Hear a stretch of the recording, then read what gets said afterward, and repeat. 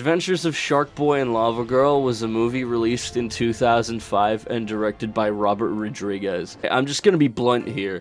This is one of the worst films ever made. Is this up there on the so bad it's good book of films? Yes, absolutely. Are you fucking kidding me? What are you doing here watching this video in the first place? Get out of my house! Just about nothing works in this film. This is a blue screen monstrosity that would make George Lucas blush, and it's beautiful. Where's Lavagirl? It's up to you now, Max! This has absolutely no structure, no genuine characters as far as the eye can see, except maybe Mr. Electric. Apparently the script was inspired by Robert Rodriguez's son's descriptions of his dreams, which still somehow doesn't explain shit like this.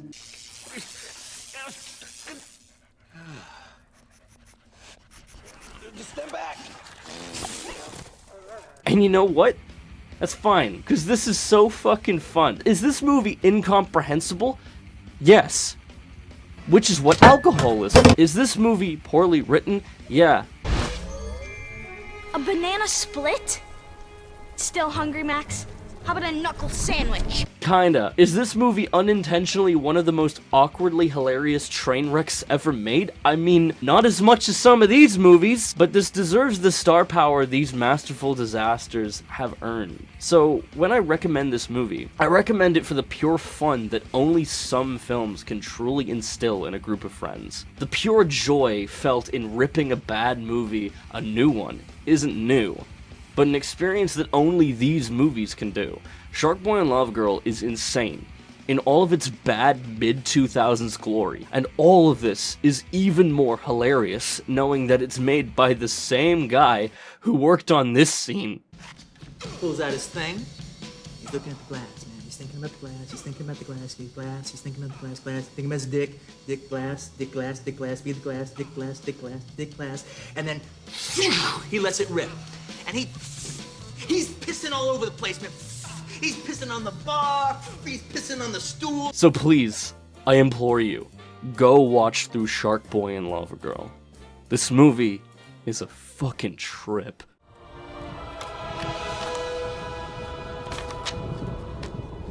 He ruined my dream journal! I did not! Mr. Electric, send him to the principal's office and have him expelled!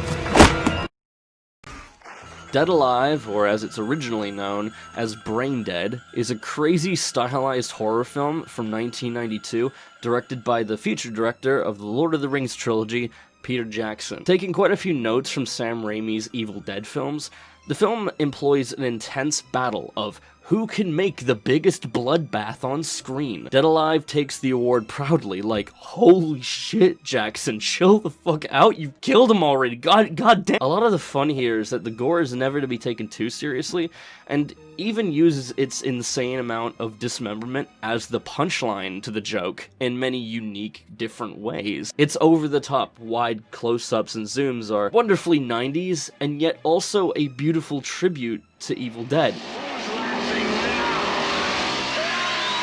And somehow, it also ends up becoming Jackson's own thing here, making even its outdoor scenes feel claustrophobic, and scenes that in any other movie would be seen as charming, transforming it into awkward and disconnected from any sense of reality. None of the acting performances ever truly feel natural, but feels right for this cartoonish tone that the movie transfixes itself on, and in some ways it can be a little too much. Like, there's not many moments that ground the film because of that, which I feel can make some of the romantic scenes with the two main characters a bit rough to watch upon multiple viewings. We go out again? To a movie? Look, I'd like to, but it's just not possible. Not possible?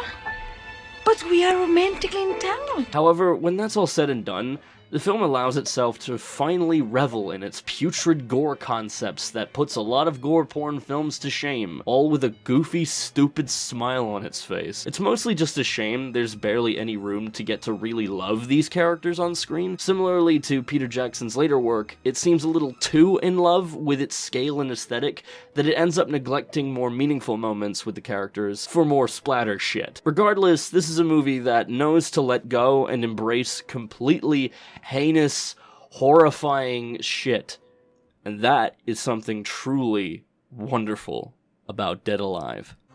So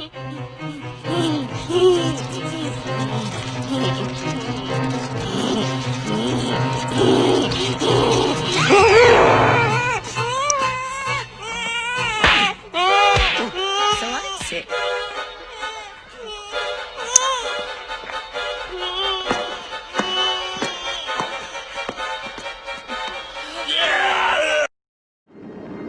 Night of the Comet is a 1984 post-apocalyptic B-movie oozing with charm, and I'm about to be the first and only loser on this platform to actually talk about it. Okay, correction for past Matt, there is a video on this movie by Good Bad Flicks, but it's like 8 years old, so I didn't think of mentioning it, but yes, it does exist and it's really good, so check it out. Due to its incredibly low budget and poor marketing, the film never got to get off the ground even within the cult scene, which is a complete and utter shame because if it weren't for a website like Letterboxd, I would never have gotten any interest in this at all. The film begins on New Year's Eve in Southern California with our lazy protagonist killing time, waiting for her shift to end at the movie theater. The most 80s music possible blasting out your left ear as we realize that she is an original girl gamer. And now you may be able to see why this is on Movie Hole. She then goes over to bang the projectionist upstairs. Meanwhile, we get a glimpse of her sister's life, living at home with her family, and being that classic rebellious teenager. You were born with an asshole, Doris. You don't need Chuck.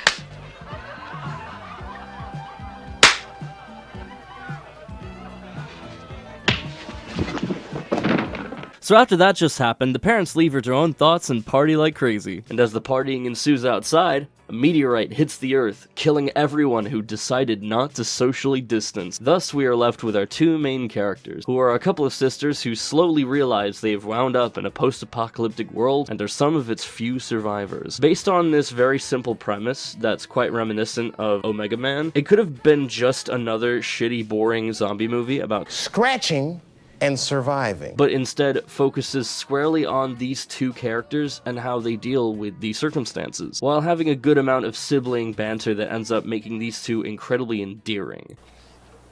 It's about the 12th can you down this morning. Thirsty. Yeah, well, what are you gonna do when your complexion freaks out? Dermatologist is dead, you know. I know, and I'm getting a rash or something, too. The writing is easily the strongest element of the film. It's really fun to watch. It's just such a good time. Even in spite of the whole girls just want to have fun 80s aesthetic the movie gives off, the writing is nothing short of stellar. In spite of its cheap makeup and sets, the characters more than make up for all of this. The dialogue has this great dynamic of drama and light comedy as we see these two girls just fuck around and take advantage of the new freedom that this apocalypse has given them, and even during its more slower moments, there's a lot to like with this fun dialogue. And here's some other changes. Most of you guys had finals this week? Later. They're history. They're canceled. The legal drinking age is now 10, but you will need ID, let's be real.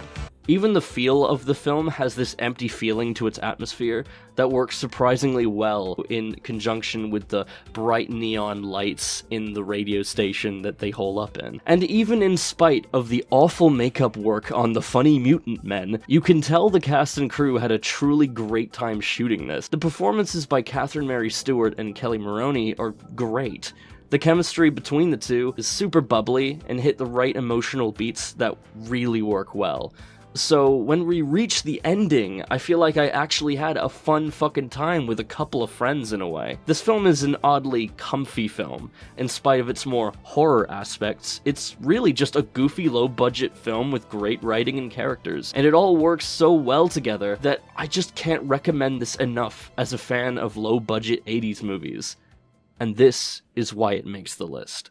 I'm sorry, miss. I can't have you holding one of my people hostage. Even if you pull the trigger, I can still take him out.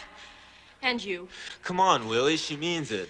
Miss, you're not getting the point. I can't have you holding one of my people hostage. You're crazy! I'm not crazy, I just don't give a fuck! Hey guys, thanks for watching the video. I hope you enjoyed this episode of Matt's Movie Hole. So sorry it took a while for this second episode to come out, but it looks like I'm not going to be really continuing the series for a while since I'm going off to university, but hopefully I will be able to make more of these sometime in the future. For those of you who enjoyed watching the series, thank you very much for watching and enjoying it. Hopefully I'll be able to make more soon, somewhere down the way, while I'm juggling uni work. But yes, thank you again for watching this episode. It was really fun to make. I don't make essay-type videos a lot. I'm rambling a little bit. This is completely unscripted, but again, seriously, thank you to everyone who supported this channel, which hasn't been many, but it's honestly been great. Thank you all for making the last, 4 years of working on this channel really interesting, for all the good and the bad that has happened on this channel. Thank you.